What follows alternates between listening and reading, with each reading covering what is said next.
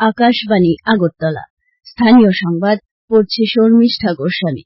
Tripura high court সহ রাজ্যের সবকটি জেলা ও মহকুমা আদালত চত্বরে গতকাল তৃতীয় জাতীয় লোক আদালত বসে।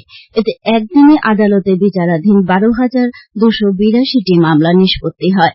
এছাড়া মামলা পূর্ববর্তী বিরোধ সংক্রান্ত 411টি বিষয়েরও নিষ্পত্তি হয়েছে।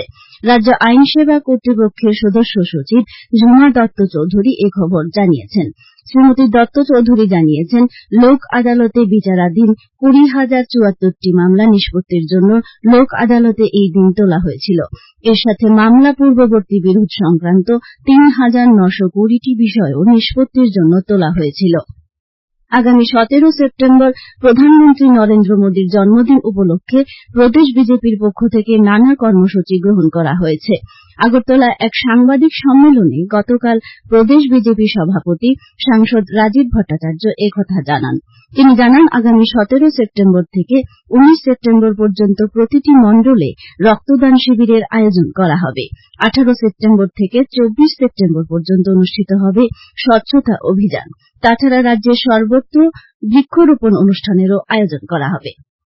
সাম্প্রতিক বন্যায় রাজ্যের প্রায় 4,279 কিলোমিটার রাস্তার 185টি ব্রিজ ও কালভার্ট সম্পূর্ণভাবে ক্ষতিগ্রস্ত হয়েছে।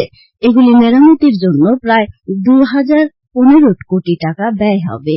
গতকাল আগরতলায় সাংবাদিক সম্মেলনে একথা জানিয়েছেন পূর্ত ও স্বাস্থ্য দপ্তরের সচিব কিরণ গিত্তে।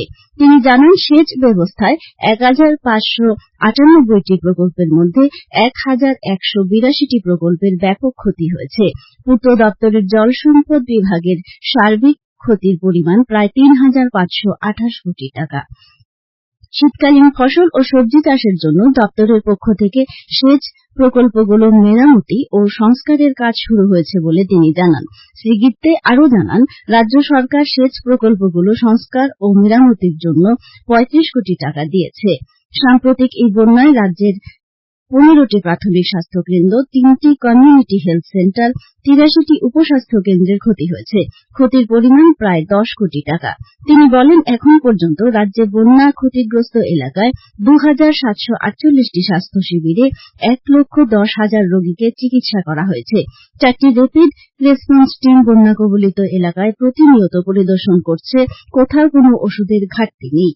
স্বাস্থ্য দপ্তর থেকে বন্যা ক্ষতিগ্রস্ত এলাকাসমূহে নিরাপদ জায়গায় জল সংরক্ষণ এবং জল ফুটিয়ে পান করতে নির্দেশিকা জারি করা হয়েছে। স্বচ্ছতা হি সেবা এই স্লোগানকে সামনে রেখে আমবাসা পুর পরিষদের উদ্যোগে গতকাল থেকে পক্ষকালব্যাপী বিভিন্ন কর্মসূচি শুরু হয়েছে। আমবাসা পুর পরিষদের সমস্ত কর্মচারী, সিআরপিএফ এর 140 নং বাহিনীর জওয়ানরা শান্তিপাড়া রোড থেকে পোস্ট অফিস পর্যন্ত এক বিশেষ সাফাই অভিযানে অংশগ্রহণ করেন। এই কর্মসূচিতে উপস্থিত ছিলেন আমবাসা পুর পরিষদের চেয়ারম্যান গোপাল সূত্রধর, মহকুমা শাসক সঞ্জিত দেববর্মা, পুর পরিষদ ও সিআরপিএফ এর আধিকারিকগণ। স্বচ্ছতা হি সেবা কর্মসূচির অঙ্গ হিসেবে গোমতী জেলাতেও গতকাল অফিসে সাফাই অভিযান করা হয়। উদয়পুর পুর পরিষদ ও উদয়পুরে মার্চেন্ট অ্যাসোসিয়েশনের যৌথ উদ্যোগে উদয়পুর সেন্ট্রাল রোডের চক বাজারে এই সাফাই অভিযান কর্মসূচি পালন করা হয়। এতে উপস্থিত ছিলেন উদয়পুর পুর পরিষদের চেয়ারম্যান শীতল চন্দ্র মজুমদার, ভাইস চেয়ারম্যান প্রদীপ দেবনাথ প্রমুখ।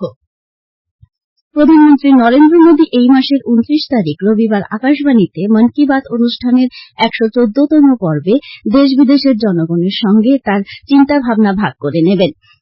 1800117800 এই টোল ফ্রি নম্বরে জনগণ তাদের মতামত এবং পরামর্শ পাঠাতে পারেন। 1922 নম্বরে মিস কল দিয়ে প্রাপ্ত লিঙ্কে SMS করেও পরামর্শ পাঠাতে পারেন। নরেন্দ্র মোদী অ্যাপ বা মাই গভ ওপেন ফোরামের মাধ্যমেও মতামত পাঠানো যাবে। আসন্ন পর্বের জন্য পরামর্শ এই মাসের 27 তারিখ পর্যন্ত গ্রহণ করা হবে। ত্রিপুরা ফুটবল অ্যাসোসিয়েশন পরিচালিত চন্দ্রস্মৃতি ঘরোয়া প্রথম ডিভিশন লীগ ফুটবল প্রতিযোগিতার গতরাতের খেলায় এগিয়ে চলো সংঘ জয়লাভ করেছে। উমাকান্ত মিনি স্টেডিয়ামে নৈশালুক অনুষ্ঠিত খেলায় এগিয়ে চলো সংঘ 2-0 গোলে জুয়েলস অ্যাসোসিয়েশনকে পরাজিত করে। আজ আকাশ সাধারণত মেঘাচ্ছন্ন থাকবে। কিছু কিছু জায়গায় বজ্রবিদ্যুৎ সহ হালকা থেকে মাঝারি বৃষ্টিপাতের সম্ভাবনা রয়েছে। আজ ভোরের সর্বনিম্ন তাপমাত্রা ছিল 25.6 ডিগ্রি সেলসিয়াস। দুপুরে সর্বোচ্চ তাপমাত্রা 32 ডিগ্রি সেলসিয়াসের কাছাকাছি থাকতে পারে। সকালে 7টা পর্যন্ত 5টা বৃষ্টিপাতের পরিমাণ 1.5 মিলিমিটার। এখনকার মতো স্থানীয় সংবাদ এখানেই শেষ হলো।